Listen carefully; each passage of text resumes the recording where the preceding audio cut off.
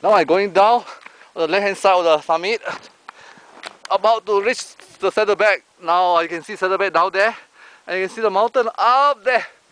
Okay, it's so far up, and then I going down another maybe 10 minutes to reach the saddlebag. Oh, I'm going down now. The rock is still heavy. The rock is still very steep, and this is how I go down.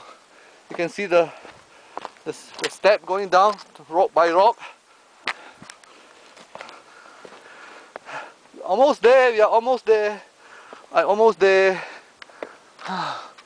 Almost there. Yeah. Gonna go down slowly, careful,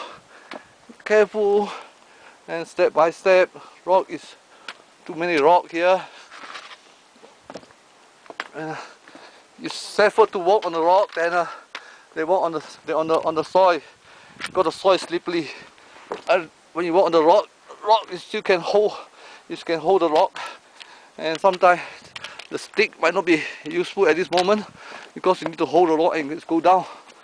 Oh. Yeah. Wow, look at the rock. How, man? This is not easy way to go down. We are not easy, but I will try.